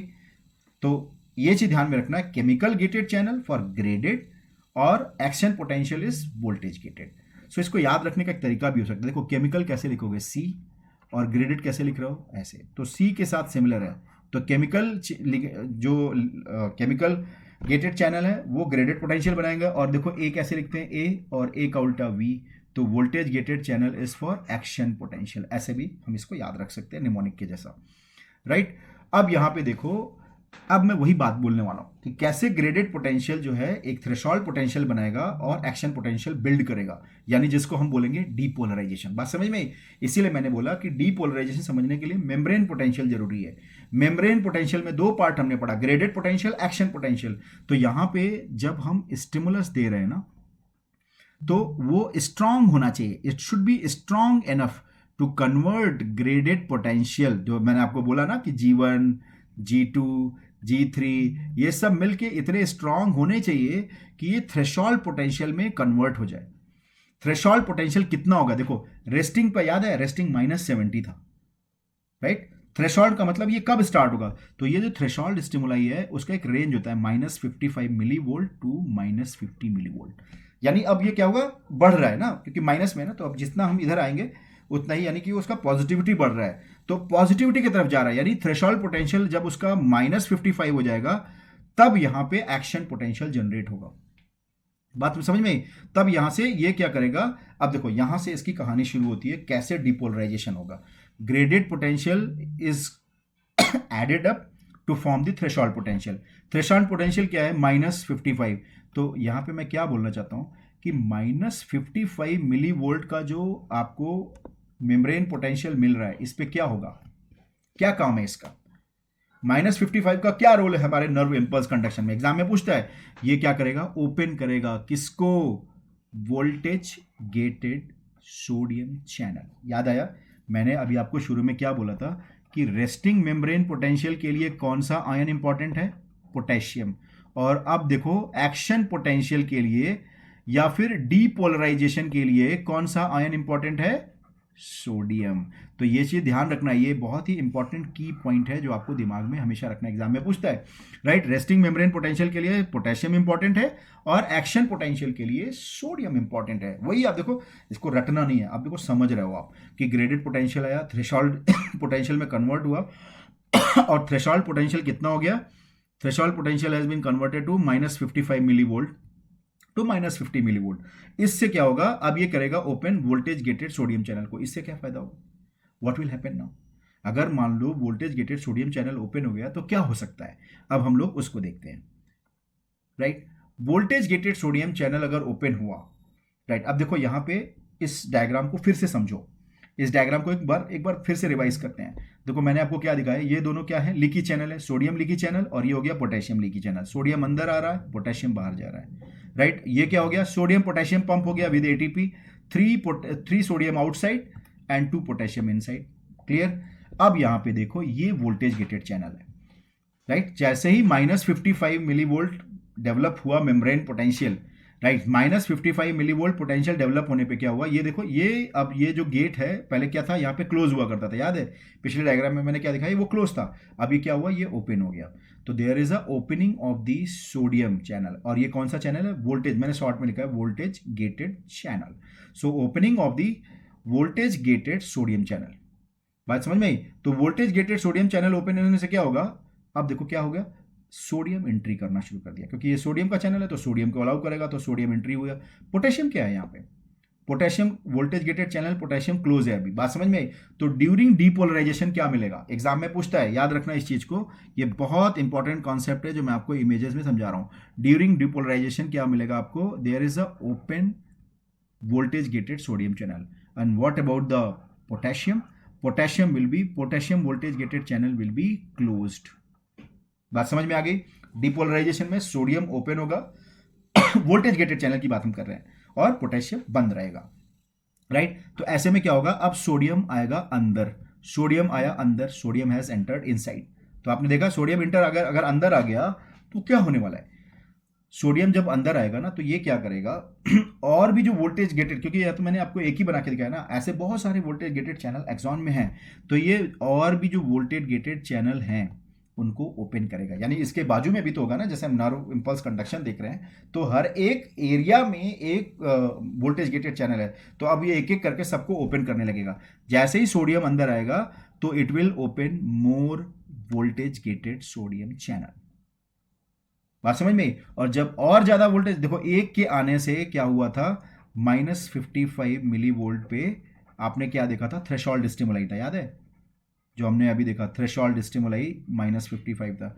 लेकिन जब और भी सोडियम चैनल ओपन हो जाएंगे तब यहां पे मेम्ब्रेन पूरी तरह से डिपोलराइज हो जाएगा। बात समझ में आई? अब यहां पे जब मेम्ब्रेन पूरा डिपोलराइज हो जाएगा तो इसका पोटेंशियल कितना हो जाएगा, +30 मिली वोल्ट। तो ये जो +30 मिली वोल्ट है ये हो गया एक्शन पोटेंशियल, राइट। तो यहां पे आपको देखो ये एक्शन पोटेंशियल +30 मिली वोल्ट का डेवलप हो गया, that is the membrane depolarisation. बात समझ में आई? तो यहां पे हमने क्या देखा, एक सिंपल देखिए, अगर मैं फिर से इसको एक ब्रीफली रिपीट करता हूं कि क्या हुआ, वोल्टेज गेटेड चैनल ओपन हो गया, कौन सा, सोडियम वाला, एंट्री हुई सोडियम की एंट्री होने से क्या होगा, बाकी जो इसके आजू बाजू और भी सोडियम गेटेड चैनल होंगे वो भी ओपन हो जाएंगे, और भी सोडियम अंदर आएगा, तो अब पोटेंशियल -55 से जाकर के +30 मिली वोल्ट पे जाके रुक जाएगा। सो ये हो गया +30 मिली वोल्ट, जिसको हम स्पाइक पोटेंशियल भी या पीक पोटेंशियल भी बोल सकते हैं, राइट। लेकिन potassium channel, voltage gated channel of potassium is still close during depolarisation. तो डिपोलराइजेशन में क्या मिल रहा है, open sodium voltage gated channel and closed potassium voltage gated channel. Clear है? अब देखो डिपोलराइजेशन समझ में आ गया, वोल्टेज गेटेड चैनल से सोडियम अंदर आया, राइट, और मेम्ब्रेन पोटेंशियल को +30 मिली वोल्ट तक लेके गया, उसको हम बोलते हैं डिपोलराइजेशन, जहां पे एक्शन पोटेंशियल जनरेट हुआ। ठीक है, अब वहां से एक्शन पोटेंशियल जनरेट हो गया, यानी कि वहां पे नर्व इंपल्स कंडक्ट होना शुरू हो गई। अब वहां से आगे बढ़ेगा, तो जब आगे बढ़ेगा तो जो पिछला वाला एरिया है उसको वो नॉर्मल में ले आएगा। तो नॉर्मल लाने को क्या बोलेंगे, रीपोलराइजेशन, यानी वापस से रेस्टिंग मेम्ब्रेन पोटेंशियल में repolarisation, right, again bringing them to the polarised level, यानी रेस्टिंग मेम्ब्रेन। तो कैसे होगा ये अब ये कैसे होगा रीपोलराइजेशन, अगर देखो एक पल इस डायग्राम को देखो, what is happening in repolarisation. अब यहां पे देखो क्या हो गया, सोडियम वोल्टेज गेटेड चैनल का क्या हो गया, क्लोज हो गया। देखा, अब यहां पे गेट जो है क्लोज हो गया, क्योंकि अब सोडियम यहां से जो अंदर आ गया वो अंदर ही रह गया, अब बाहर से कोई भी सोडियम नहीं आएगा, क्योंकि यहां पे वोल्टेज गेटेड चैनल के गेट ने बंद कर दिया। तो यहां पे सोडियम के गेट ने गेट को बंद कर दिया, अब सोडियम नहीं आएगा अंदर। बात समझ में? तो रीपोलराइजेशन में voltage gated channel of sodium is close, और कौन सा ओपन होगा, अब पोटेशियम ओपन होगा। तो यहां पे देखो अब पोटेशियम का चैनल ओपन हो गया। पिछले वाले में आपने क्या देखा था कि देखो पोटेशियम का गेट क्लोज था, अब यहां पे आप क्या देख रहे हो कि सोडियम का गेट क्लोज हो गया और पोटेशियम का गेट ओपन हो गया। पोटेशियम का गेट ओपन होने से क्या हुआ, अंदर में पोटेशियम ज्यादा है तो अंदर से वो बाहर जाएगा, राइट। तो यहां पे देखो यही चीज लिखी हुई है, रीपोलराइजेशन में क्या होगा, दो इवेंट हमें देख रहे हैं, एक तो voltage gated sodium channel close हो जाएगा, voltage gated sodium channel close हो जाएगा, और there will be no sodium entry, right. तो सोडियम एंट्री कम हो गई अब, राइट। नो इसलिए नहीं लिखा है क्योंकि यहां से सोडियम एंट्री हो रही है, बट यहां से क्या, ये बंद होने से क्या हो गया, डिक्रीज इन सोडियम एंट्री। बात समझ में आ गई? तो सोडियम वोल्टेज गेटेड चैनल बंद होने से क्या हुआ, एंट्री कम हो गई। वोल्टेज गेटेड पोटेशियम चैनल बंद होने खुलने से क्या हुआ कि पोटेशियम अब बाहर जाने लग गया, potassium is moving outside, right. अगर पोटेशियम बाहर जाएगा तो क्या होगा, सोच क्या हो सकता है, अगर पोटेशियम बाहर जाएगा, बाहर नॉर्मली हम क्या देख रहे थे कि जब membrane potential, resting membrane potential में पोटेशियम हमें बाहर ही जाना चाहिए ना, ज़्यादा जो है निकलना चाहिए। तो यहाँ पे membrane potential will move back to the normal, क्योंकि पोटेशियम जब बाहर जाएगा यानी कि अब वापस से अंदर में निगेटिव बनना चालू हो जाएगा, क्योंकि नॉर्मली क्या था, बाहर पॉजिटिव था अंदर में निगेटिव था। तो अब पोटेशियम बाहर जाएगा क्योंकि अंदर में बहुत ज़्यादा सोडियम आने से पॉजिटिव हो गया था, तो पोटेशियम के बाहर निकलने से अब अंदर में निगेटिविटी क्रिएट होगी, इसको बोलते हैं रीपोलराइजेशन, राइट। सो यानी वापस से रेस्टिंग मेम्ब्रेन पोटेंशियल में आना शुरू हो गया। लेकिन एक चीज ध्यान रखना है इसमें कि जो पोटेशियम चैनल होता है ना, ये याद रखना है हमें कि पोटेशियम चैनल हैवी होता है और स्लो होता है in comparison to the sodium channel, right. तो ये ध्यान में रखना है कि पोटेशियम चैनल हैवी और स्लो होने से क्या होगा कि ये जो पोटेशियम निकल रहा है ना, ये अपने जो टाइम है ना उससे ज़्यादा देर तक ओपन रहेगा. So it will be open for longer time than usual. बात समझ में आई. अगर मान लो ये एक एग्जांपल मैं बता रहा हूँ, अगर मान लो ये 1 नैनो सेकंड के लिए ओपन होना चाहिए नॉर्मली, तो यहाँ पे इस कंडीशन में यहाँ पे 1 नैनो सेकंड नहीं 2 नैनो सेकंड होगा, क्योंकि ये स्लो है और हैवी चैनल है वोल्टेज गेटेज. तो यहाँ पे इससे क्या प्रॉब्लम होने वाली है, इससे क्या होने वाला है, प्रॉब्लम नहीं, इससे क्या होने वाला है. तो यहाँ पे देखो मैंने आपको रिपोलराइजेशन समझा दिया. रिपोलराइजेशन आपको समझ में आया. रिपोलराइजेशन में क्या हो गया, कौन सा क्लोज है, sodium voltage gated channel close है और potassium voltage gated channel is open. Right. यहां पे मैंने क्या बोला, पोटेशियम चैनल क्या है, स्लो रहेगा. So slow to close. तो यहां पे अगर स्लो क्लोज करेगा तो एक सिचुएशन ऐसी आएगी जिसको हम बोलेंगे हाइपर पोलराइजेशन. तो ये चीज ध्यान में रखना है. जब ये रीपोलराइज हो रहा होगा तभी ये चीज घटना घटेगी. This event will happen during repolarisation. क्या हो गया, prolonged opening of the potassium channel. यही मैंने आपको बताया कि ज्यादा देर तक ओपन होगा. Right. So there is a prolonged opening होगी so that they can restore. इसका बेसिक फंडा क्या है, basic function of this prolonged opening of the potassium channel is to bring to resting membrane potential, जो कितना है -70 millivolt. लेकिन ज्यादा ओपन है, ज्यादा देर तक खुला है, तो क्या होगा, ज्यादा पोटेशियम बाहर जा रहा है. बात समझ में आई. So there is excess potassium outflow. बात समझ में आई. There is a excess potassium outflow. अब देखो अगर एक्सेस पोटेशियम आउटफ्लो होगा तो अब ऐसे इमेजिन करो, बाहर पॉजिटिव था, अंदर में निगेटिव था. राइट. और अगर मान लो बहुत ज़्यादा पोटेशियम बाहर जाने लग जाएगा तो क्या होगा, बहुत ज़्यादा पोटेशियम अगर मान लो बाहर जाएगा तो और निगेटिव हो जाएगा. बात समझ में आई. तो यानी जो -70 मिलीवोल्ट था because of the excess leakage of the potassium to the outside, now there will be a condition called temporary hyperpolarisation. Hyperpolarisation का मतलब मोर निगेटिविटी. देखो यहाँ पे और निगेटिव हो गया, लाना था इसको -70 पे, लेकिन leaky channel, sorry voltage gated channel जो पोटेशियम है वो ज्यादा देर तक खुला रहा, तो यहां पे अब -90 मिली वोल्ट का पोटेंशियल डेवलप हो गया. बात समझ में, क्योंकि पोटेशियम चैनल खुला हुआ है. बात समझो इसको एक बार मैं फिर से इस डायग्राम को दिखाता हूं. पोटेशियम चैनल ओपन है, इसका टारगेट है इसको -70 मिली वोल्ट पे लाना है, जो कि रेस्टिंग मेम्ब्रेन पोटेंशियल है. राइट. टारगेट इसका है -70, लेकिन क्या है, पोटेशियम चैनल क्या है, ज्यादा देर तक ओपन है. Right. More time it is getting open. So because of that ज्यादा पोटेशियम बाहर जाएगा तो इसकी जो पोटेंशियल है वो और निगेटिव हो जाएगी, that is the -90 millivolt. तो यानी इसका टारगेट ये था लेकिन ये पहुंच गया, और इसीलिए इसको बोलते हैं हाइपर पोलराइजेशन. राइट. इसलिए हम इसको क्या बोल रहे हैं, hyperpolarisation. So what is hyperpolarisation, exam में पूछेगा. So it is because of prolonged opening of the potassium channel than usual, and in this excess potassium will outflow और temporary hyperpolarization हो जाएगा, जिसको हम -90 मिलीवोल्ट पे बोलेंगे. यहाँ पे ध्यान क्या रखना है, जब मैं आपको अंत में ग्राफ दिखाऊंगा ना, इसका एक ग्राफ होगा नर्व इम्पल्स कंडक्शन का, उस समय में आपको एक अंडरशूट दिखेगा. जब वो नीचे आ रहा होगा ना तो एक लेवल से और नीचे चला जाएगा, उस अंडरशूट के जैसा ये टेम्पोररी हाइपरपोलराइजेशन दिखेगा. बात समझ में आई. तो ग्राफ में आपको मैं दिखाऊंगा वो अंडरशूट, जब मैं आपको ग्राफ दिखाऊंगा तो फिर हम इसको डिस्कस करेंगे. That will be -90 millivolt. Right. लेकिन अब क्या होगा, एक समय के बाद देखो थोड़ी देर एक्स्ट्रा खुला हुआ है, लेकिन ये बाद में अंत में इवेंचुअली क्या होगा, बंद ही हो जाएगा. तो voltage gated potassium channel will be close after some time, और जब ये क्लोज हो जाएगा तो आरएमपी फिर से अचीव हो जाएगा, यानी resting membrane potential will be achieved after that thing. Right. तो ये चीज हमें ध्यान में रखना है कि आफ्टर सम टाइम ये क्लोज हो जाएगा. जब ये क्लोज हो जाएगा तो फिर से -70 आ जाएगा. तो एक छोटे से पीरियड है ना, ब्रीफ पीरियड आएगा जहां पे -90 मिली वोल्ट पे जाएगा, जिसको हम बोलेंगे हाइपर पोलराइजेशन. कब होगा ये, रीपोलराइजेशन के समय में होगा, जब पोटेशियम चैनल ओपन होगा. तो याद रखना है, जब voltage gated potassium channel excessively open होगा तभी आपको हाइपर पोलराइजेशन मिलेगा. So hyperpolarisation is prolonged opening of the voltage gated potassium channel. और कितना होगा पोटेंशियल, -90 मिली वोल्ट. उसके बाद voltage gated potassium channel close हो जाएगा और रेस्टिंग मेम्ब्रेन पोटेंशियल क्या होगा, अचीव हो जाएगा. राइट. अब यहां पे जो चौथी इंपॉर्टेंट चीज है जो मैंने आपको बताया था, रिफ्रैक्टरी पीरियड. ये एक छोटा पीरियड होता है, बहुत स्मॉल पीरियड, ब्रीफ पीरियड. कब? जब नर्व इम्पल्स कंडक्ट हो चुकी होती है। So it's a brief period after transmission of the nerve impulse, यानी कि जब नर्व इम्पल्स ट्रांसमिट हो गई उसके बाद एक छोटा सा टाइम इसको क्यों चाहिए?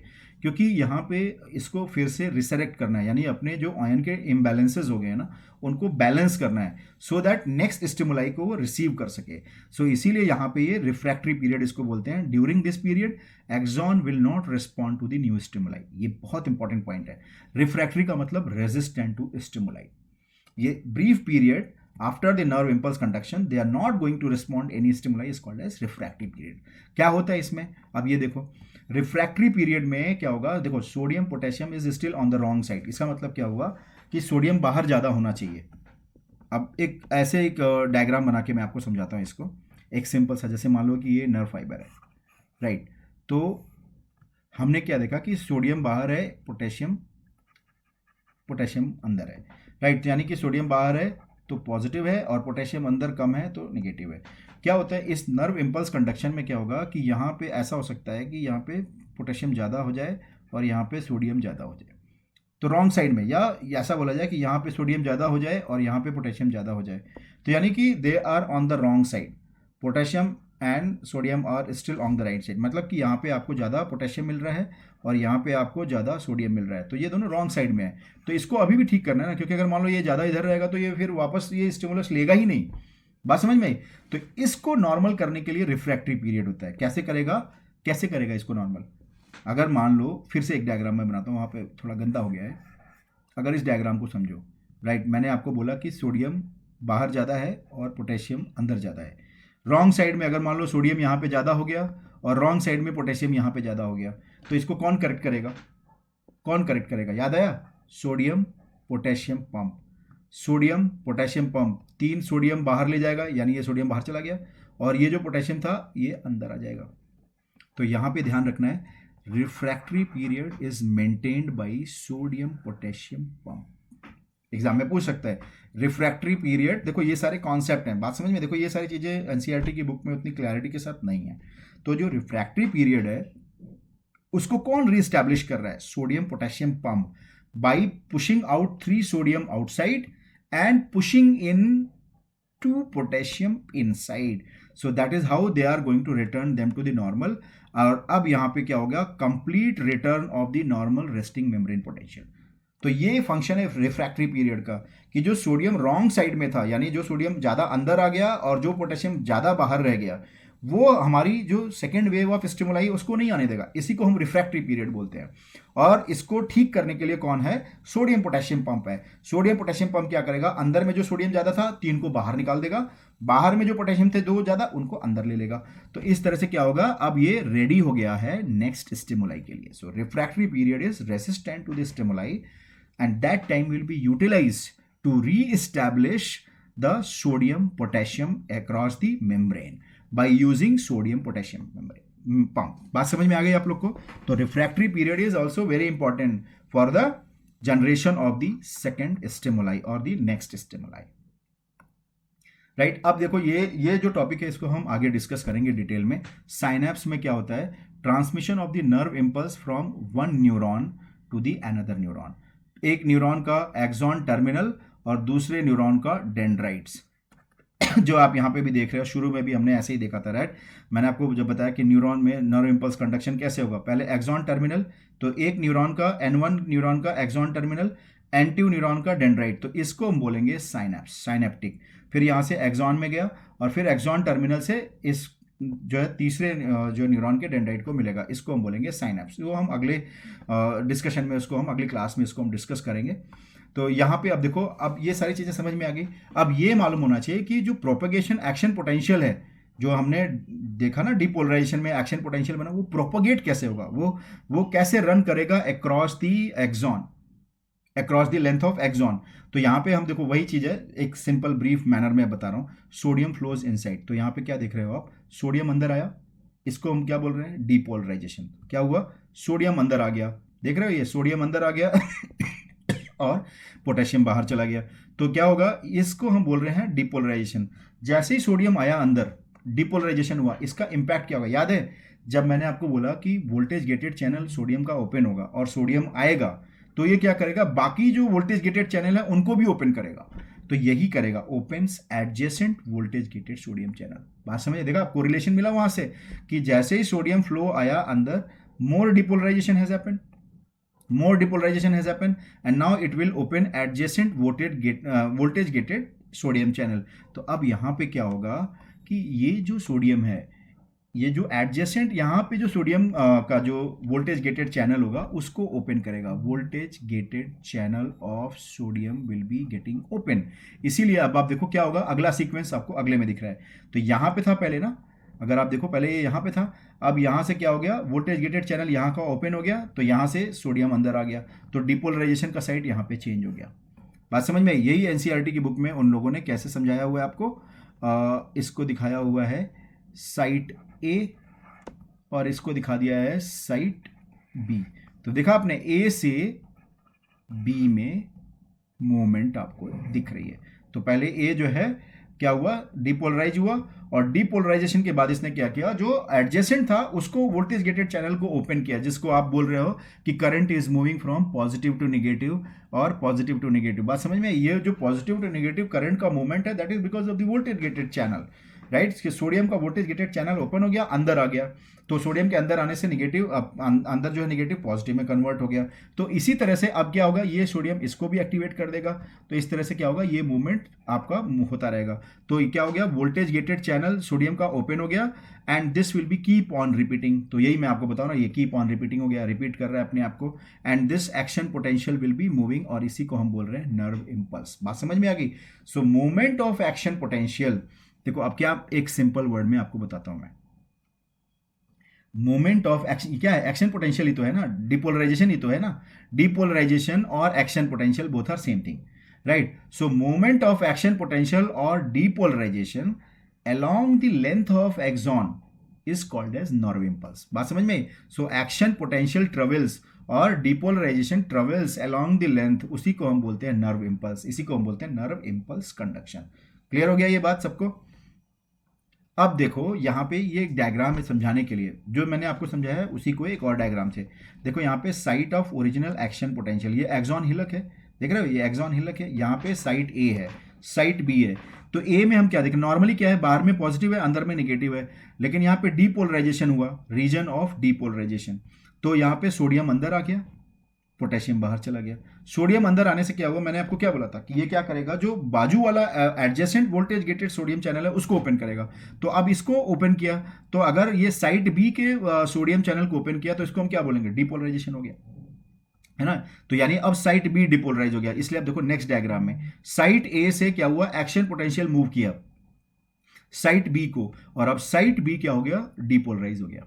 लेकिन इस डिपोलराइजेशन के प्रोसेस में अब देखो, ये अब एक्शन पोटेंशियल यहां पे आ गया ना, direction of the action potential, तो ये देखो प्रोपेगेट हो रहा है। लेकिन जो साइट ए है अब वो रिफ्रैक्टरी स्टेट में चला गया। याद है रिफ्रैक्टरी स्टेट में क्या है, सोडियम अभी भी सोडियम पोटेशियम का रॉन्ग साइड में है, और उनको सोडियम पोटेशियम पंप ठीक करेगा, और जब तक रिफ्रैक्टरी पीरियड में रहेगा तब तक ये कोई भी सेकंड स्टिमुलस को नहीं आने देगा। बात समझ में? इसीलिए जब तक ये पूरा यहां तक नहीं चला जाएगा तब तक यहां पे दूसरी इंपल्स को नहीं आने देगा, because of the refractory state which is following the depolarized state. तो यहां पे डिपोलराइज है और रिफ्रैक्टरी हो गया, तो ए वाला हो गया रिफ्रैक्टरी, बी हो गया डिपोलराइज। अब यहां पे क्या हुआ, ये वाला फिर अगले वाले को करेगा, तो यही सीक्वेंस रिपीट होता रहेगा। तो यहां पे देखो फिर से क्या हुआ, अब साइड सी जो है डिपोलराइज हो गया, डिपोलराइज हो गया, और साइड बी क्या हो गया, रिफ्रैक्टरी हो गया, और जो साइड ए था इस समय में रिफ्रैक्टरी, अब वो वापस से रिपोलराइज हो गया, यानी कि अब वो वापस एक नया स्टिमुलस ले सकता है।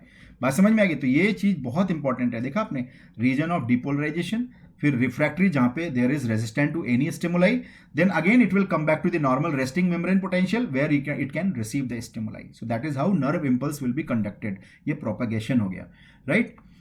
नर्व इंपल्स का जो कंडक्शन है इसके भी दो टाइप हैं, ये ध्यान रखना है, दो टाइप में। क्योंकि अगर आप देखो एक्सॉन जब हम लोग पढ़ रहे थे पिछले चैप्टर में, तो मैंने क्या बोला था, माइलिनेटेड और नॉन माइलिनेटेड, दो टाइप के एक्सॉन मैंने बताए थे।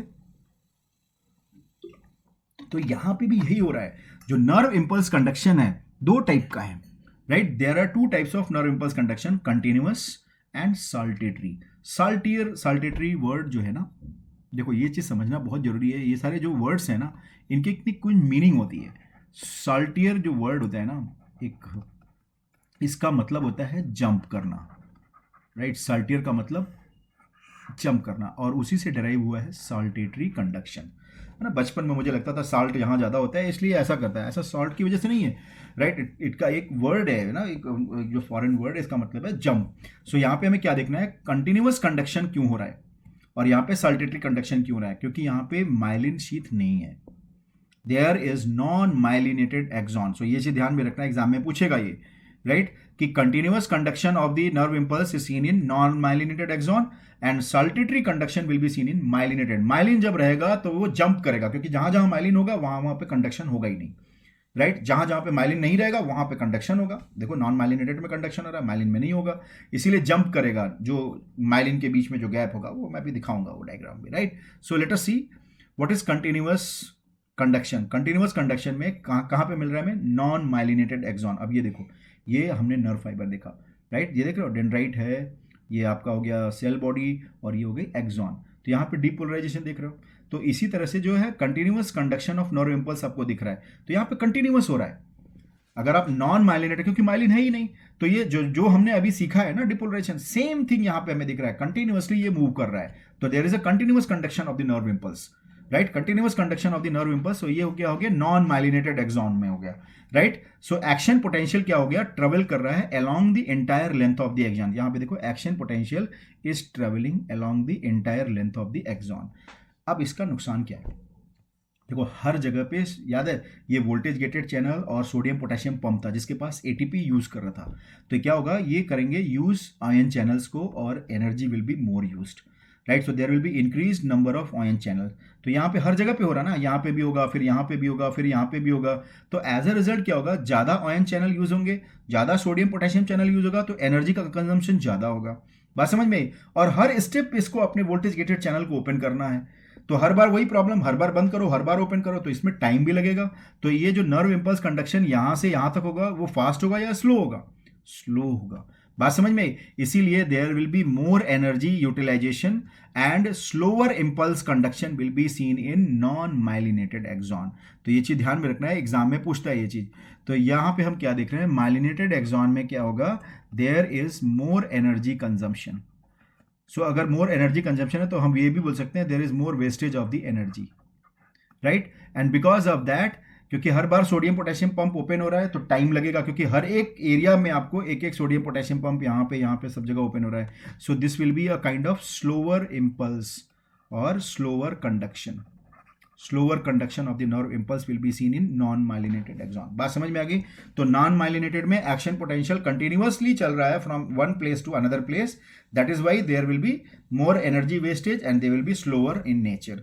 लेकिन अगर आप माइलिनेटेड नर्व फाइबर देखोगे, राइट, आप देखो माइलिनेटेड नर्व फाइबर में हमें क्या मिलेगा, myelinated neurons scene in myelinated, saltatory conduction हमें किसमें मिलेगा, माइलिनेटेड न्यूरॉन्स में, या माइलिनेटेड एक्सॉन भी बोल सकते हैं।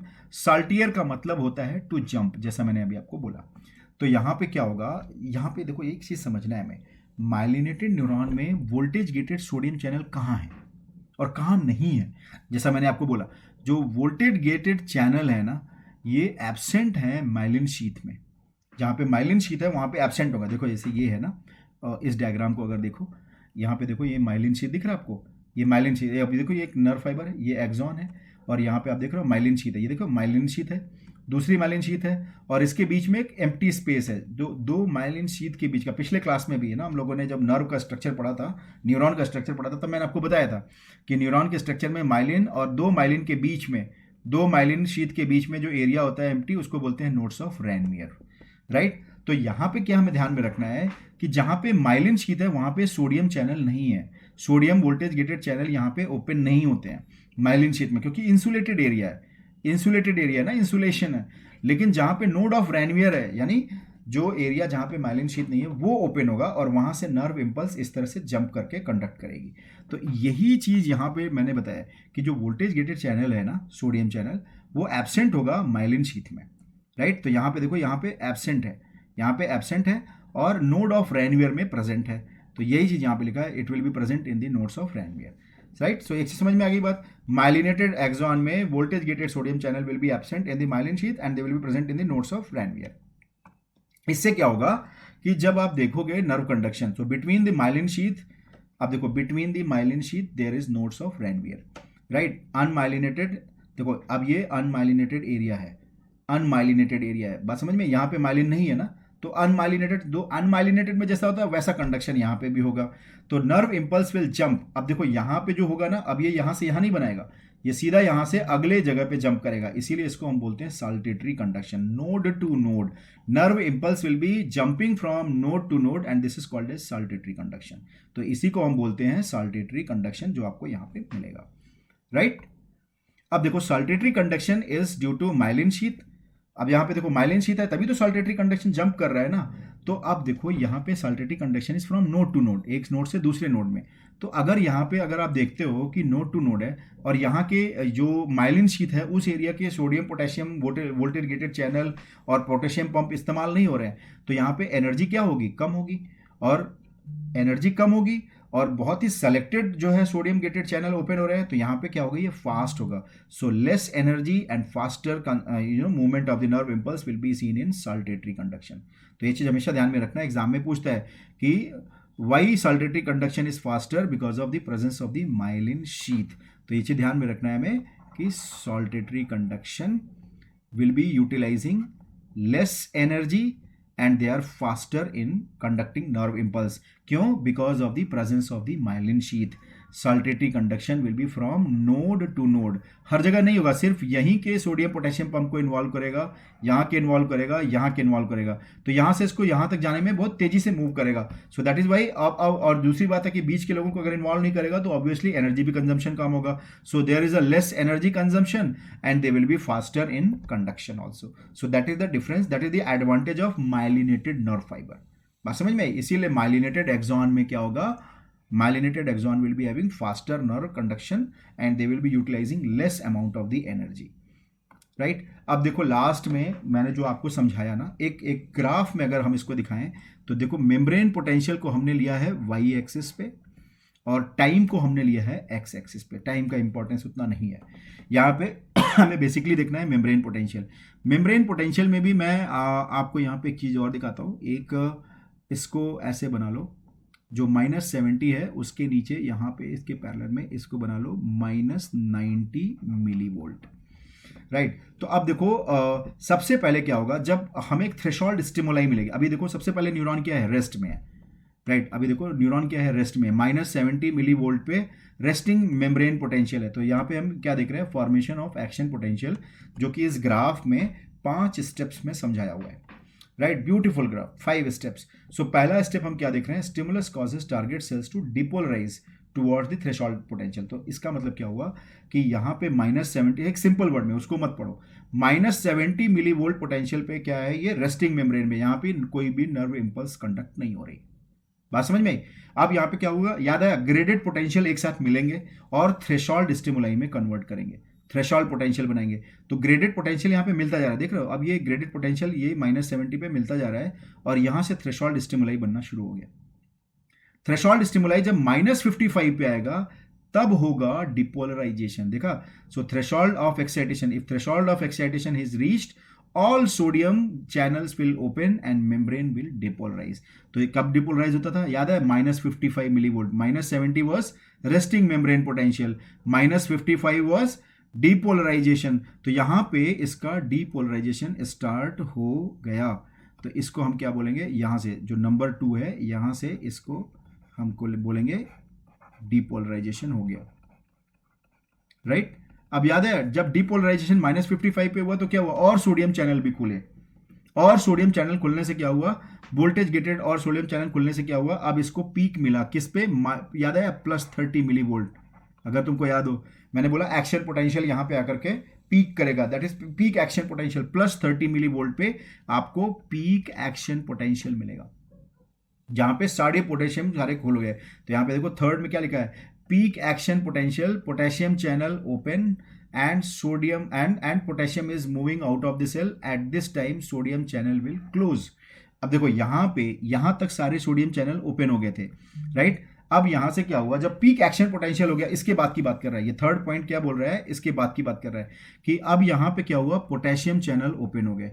यहाँ पे क्या था, सोडियम चैनल ओपन हुए थे, अब यहाँ पे क्या हो गया, पोटेशियम चैनल ओपन हो गया। पोटेशियम चैनल ओपन होने से क्या हो गया, रिपोलराइजेशन स्टार्ट हो गया। देखा। तो अब ये क्या हुआ, नीचे आना शुरू कर दिया।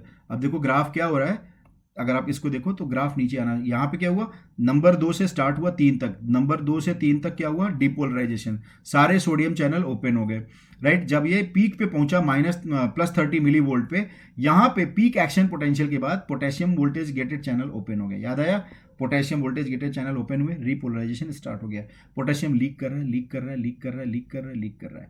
देखो इसका टारगेट क्या था, रिपोलराइजेशन का, याद आया, रिपोलराइजेशन का टारगेट था कि उसको -70 मिली वोल्ट पे लाया जाए।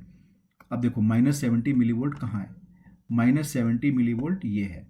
तो पोटेशियम चैनल जो यहाँ पे ओपन हुआ, इसका टारगेट था कि यहाँ पे लाके इसको क्लोज किया जाए, लेकिन मैंने आपको क्या बताया, पोटेशियम चैनल क्या है, स्लोअर टू क्लोज, याद आया, स्लोअर टू क्लोज।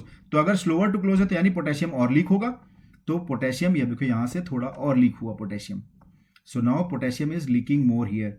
सो ये जो एरिया है ना -90 मिली वोल्ट तक, देखो यहां तक ये जो पहुंच गया ना, इसको हम बोलते हैं हाइपर पोलराइजेशन। देखा, देखो ये तो रेस्टिंग मेम्ब्रेन पोटेंशियल हो गया ना, रेस्टिंग मेम्ब्रेन पोटेंशियल आ गया तो पोलराइज्ड हो गया। लेकिन चौथा क्या हो गया, चौथा पॉइंट देखो क्या लिखा है, चौथा point, the membrane becomes hyperpolarised because potassium ions continue to leave the cell and this hyperpolarised membrane is in refractory period. बात समझ में आई। तो हाइपर पोलराइजेशन का क्या काम है, उसको रिफ्रैक्टरी पीरियड में, यानी इस समय में कोई स्टिमुलाई इसको एक्टिवेट नहीं कर, देख रहे हो -70 पे 55 तक पहुंचना है, -55 तक, यहां पे इसको कोई भी स्टिमुलेट नहीं कर सकता है, इसीलिए रिफ्रैक्टरी पीरियड बोल रहे हैं इसको हम। बात समझ में आ गई। तो हाइपर पोलराइजेशन होने के बाद अब लेकिन थोड़ी देर के बाद ये पोटेशियम चैनल क्लोज हो जाएगा। देखो अब ये वापस इसके लेवल पे आ गया, यहां पे आकर के रेस्टिंग मेम्ब्रेन पोटेंशियल पे अचीव कर लिया। तो लास्ट में क्या हुआ, potassium channel will close down and sodium potassium transporter will restore the resting membrane potential. So that is the graph. तो एक बार अगर एक सिंपल ढंग से इसको मैं फिर से रिवाइज कराऊं आपको, तो मैं क्या बोला, -70 मिली वोल्ट पे क्या है, रेस्टिंग मेम्ब्रेन पोटेंशियल है, यानी पोलराइज्ड है, राइट। इसके बाद थ्रेशोल्ड स्टिमुलाई मिला, थ्रेशोल्ड स्टिमुलाई यहाँ से एक बार जब ये सारे ग्रेडेड पोटेंशियल मिल करके जब इसको थ्रेशोल्ड एक्साइटेशन लेवल पे लेके गए, थ्रेशोल्ड वोल्टेज पे लेके गए जो कि -55 था, तब यहाँ से क्या हुआ, वोल्टेज गेटेड चैनल सोडियम के ओपन हो गए और यहाँ पे आपको क्या मिला, डीपोलराइजेशन। पीक आ गया, पीक आया कितने पे, +30 मिली वोल्ट पे। तो 30 मिली वोल्ट पे क्या होगा, दो इंसिडेंट होंगे, पहला ये जो सोडियम चैनल था वो क्लोज हो जाएगा और पोटेशियम चैनल ओपन होगा। तो पोटेशियम चैनल ओपन होने से क्या होगा, रीपोलराइजेशन स्टार्ट होगा। अब पोटेशियम चैनल क्या होगा, स्लो होगा क्लोज, तो रीपोलराइजेशन में देखो पोटेशियम निकलता जाएगा, निकलता जाएगा, निकलता जाएगा। टारगेट था कि -70 पे लाके इसको बंद कर देना है, लेकिन स्लो है, क्लोज भी स्लो होगा, तो इसलिए क्या हुआ, और नीचे जाएगा, और नीचे जाएगा, और जब ये और नीचे जाएगा तो ये -70 से जितना नीचे जाएगा -90 मिली वोल्ट पे, इसको बोलेंगे हाइपर पोलराइजेशन। अब देखो नीचे आ गया ना, तो यहाँ पे कोई भी आप देखो थ्रेशोल्ड एक्साइटेशन या कोई भी पोटेंशियल अब इसको एक्टिवेट नहीं कर सकता है। तो during hyperpolarisation they are not going to receive another stimuli, this is called refractory period. और फिर धीरे धीरे पोटेशियम चैनल क्लोज हो जाएगा, और जैसे ही क्लोज होगा तो ये वापस देखो -70 के पैरेलल में हो गया, तो यानी कि अब ये क्लोज हो गया। तो ये बात हो गई एक्शन पोटेंशियल की। सो आई थिंक आप लोग को ये पसंद आया होगा, आप लोग को ये कॉन्सेप्ट समझ में आया होगा। आप अपने और दोस्तों से शेयर करो। ये मेरा टेलीग्राम का जो ग्रुप है बायोलॉजी के लिए, और ये मेरा जो है चैनल भी है, तो आप मेरे बायोलॉजी के ग्रुप पे ऐड हो जाओ। वहाँ पे मैं इसका PDF जो मैंने आपको पढ़ाया है ना, ये पूरा PDF मैं वहाँ पे डाल दूंगा, तो आप इसको वीडियो के साथ रिवाइज कर सकते हो। और मेरे YouTube चैनल को आप सब्सक्राइब करो, और अपने जितने भी आपके दोस्त हैं NCERT बायोलॉजी पढ़ रहे हैं, जो तैयारी कर रहे हैं इस समय में नीट UG की और यानी प्री मेडिकल टेस्ट की, उनको बोलो कि आप इसको सब्सक्राइब करो और अटैच्ड रहो। और जैसा मुझे अभी पिछले एक स्टूडेंट ने मुझे बोला था कि सर आप नर्व कंडक्शन को बनाओ, तो मैंने इस टॉपिक को उठाया, क्योंकि ये कॉन्सेप्चुअल टॉपिक था और इसमें बहुत सारी चीज़ें जो आपको अब समझ में आई होंगी। तो ऐसे आप मुझे